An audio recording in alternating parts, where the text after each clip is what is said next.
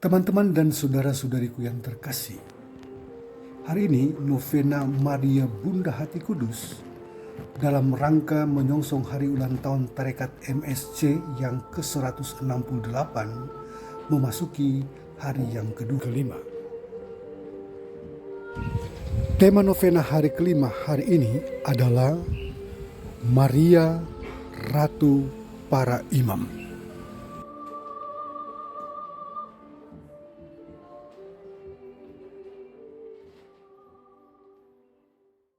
Injil yang kita dengarkan pagi ini merekam peristiwa penyerahan Maria kepada Yohanes dan Yohanes kepada Maria.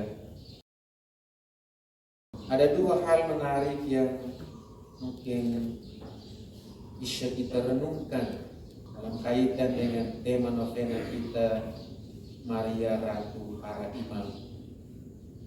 Pertama, Injil mencatat bahwa di saat penyerahan itu Maria berdiri dekat kaki salib Yesus. Tidak seperti banyak murid yang hanya memandang Yesus dari kejauhan. Maria justru berada di dekat salib putranya. Berada dekat salib Yesus memungkinkan ia untuk mengalami bahkan menyelami penderitaan dan kesengsaraan putranya itu secara lebih intens. Maria turut merasakan sakit yang diderita akibat paku yang menembus kaki dan tangan putranya. Ia juga turut merasakan kengerian tombak yang menembusi lambung putranya. Maria tidak sekedar membayang, apalagi memprediksi penderitaan yang dialami putranya. Ia benar-benar mengalami dan merasakan semua derita yang dialami. Sikap Maria ini mengingatkan kita bahwa panggilan menjadi imam dan calon imam, menjadi religius, adalah panggilan untuk selalu berada di dekat salib Yesus. Tetapi berada di dekat salib berarti pertama-tama selalu juga dekat, dan dalam hidup kita, hidup beriman kita, pengorbanan Yesus itu sekarang kita rayakan kembali dalam Ekaristi. Kita diingatkan bahwa dengan merayakan Ekaristi, kita sedang berada dalam misteri pengorbanan dan penyelamatan Yesus bagi kita semua.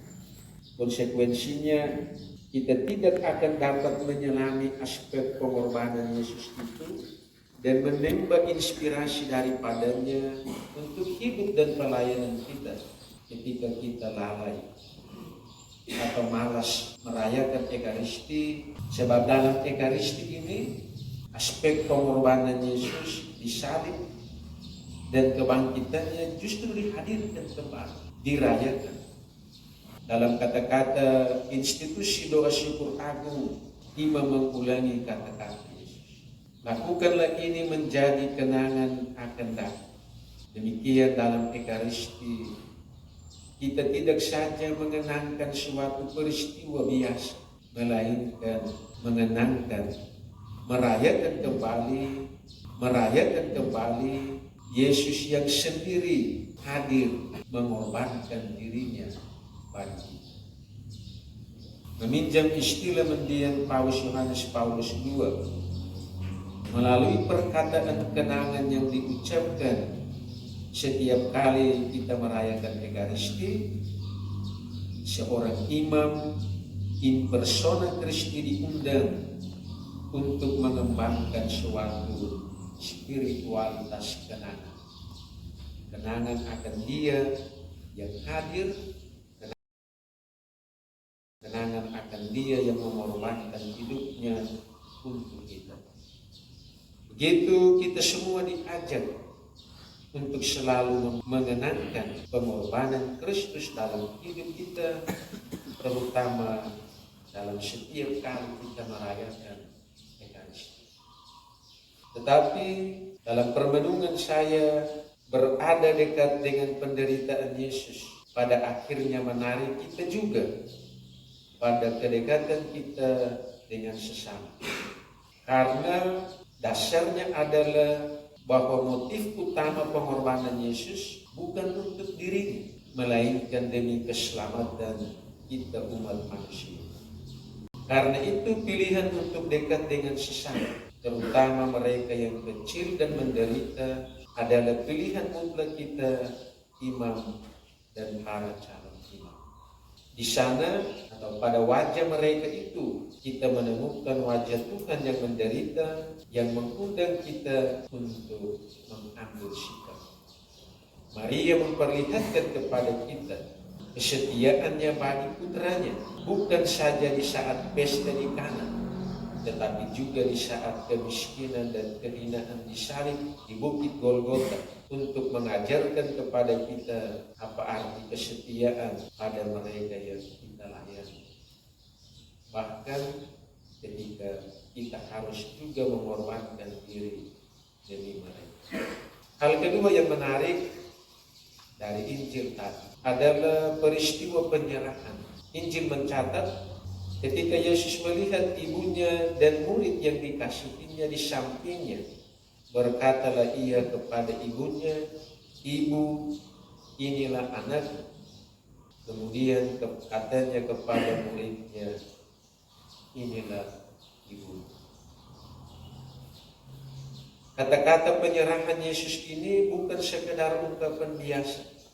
Dengan mengatakan, "Ibu, inilah anakmu," Yesus tampaknya mau membuka secara baru hati ibunya untuk menerima Yohanes sebagai putra. Yesus mau membuka hati ibunya pada suatu cinta universal, sebuah bentuk cinta yang melampaui sekat-sekat darah dan golongan, sebuah bentuk cinta yang mau terbuka dan menerima semua orang. Dan itulah juga yang ia kehendaki bagi muridnya Yohanes ketika ia berkata, "Inilah ibumu." Jadi penyerahan Yohanes kepada Maria dan Maria kepada Yohanes sesungguhnya membuka suatu perspektif baru tentang universalitas cinta. Mencintai berarti saling menerima sebagai saudara.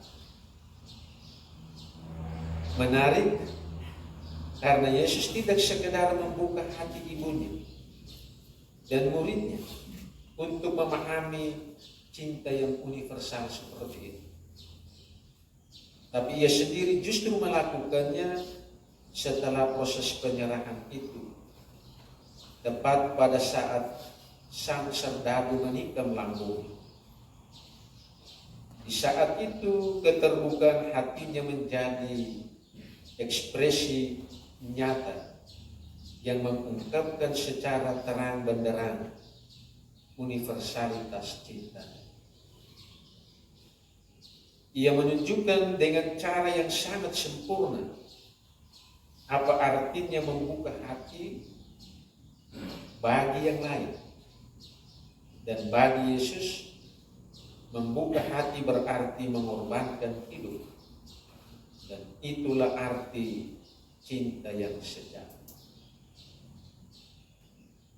Maria adalah orang pertama yang mendengarkan amanat Yesus untuk membuka hati, bukan saja bagi Yohanes, tetapi juga bagi kita semua umat beriman, khususnya juga bagi kita para imam dan calon imam.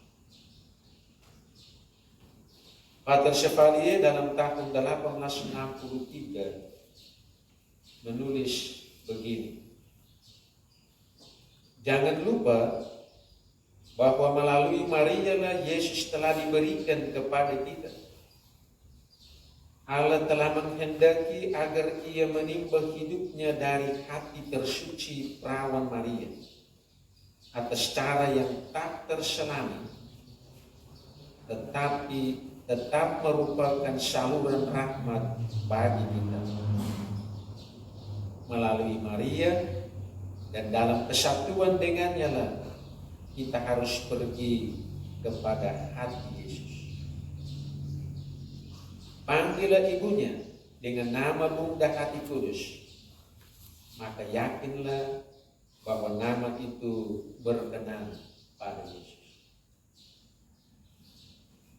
Demikian para frater, Pater Sefali yang mengajak kita untuk melalui Maria kita pergi kepada Hati Kudus Yesus. Tetapi pergi kepada Hati Kudus Yesus berarti hati kita juga mesti terbuka kepada sesama kita. Seperti Maria yang juga peduli bagi tuan pesta ketika mereka kehabisan air. Kita diingatkan oleh Maria bahwa ketika kita berada di dekat kaki salib Yesus, hati kita pun mesti terbuka kepada sesama-sesama kita. Kalau kita bisa datang berdiri di dekat salib Yesus dan mengalami cintanya, kita mesti pulang dengan keterbukaan hati yang sama untuk mencintai dan melayani sesama. Tujuannya agar kasih hati Tuhan itu dikenal dan dikasih. Saya kira Pater pendiri kita, Pater Sefali, yang merenungkan peristiwa ini dengan baik dan membuat dia sampai pada kesimpulan ini. Dari hati yang terbuka yang mengalirkan darah dan air, aku melihat langit dan bumi yang baru. Langit dan bumi yang baru itu tidak lain dari keadaan di mana orang hidup dalam semangat kasih, saling mengasihi satu sama lain. Dan hari ini ketika kita merayakan pesta Santo Fransiskus Xaverius, kita diingatkan akan kasih yang universal, kasih sejati yang menggerakkan hidupnya, berani meninggalkan keluarganya, kekayaan keluarganya yang banyak itu, dan memilih hidup menjadi miskin dan mengorbankan hidupnya untuk banyak orang dengan menjadi pewarta Injil sampai ke negeri kita. Sebuah teladan hidup yang konkret yang mengajarkan kita bagaimana setelah kita mengalami kasih Tuhan, berdiri di dekat kaki salib Yesus, kita lalu menjadi misionaris, mewartakan kebaikan hatinya untuk semua orang.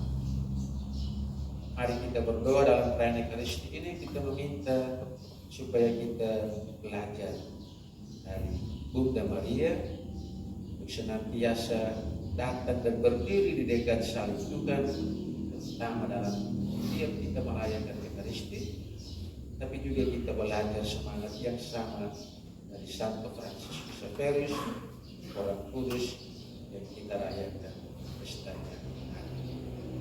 Tuhan memberkati kita semua. Amin.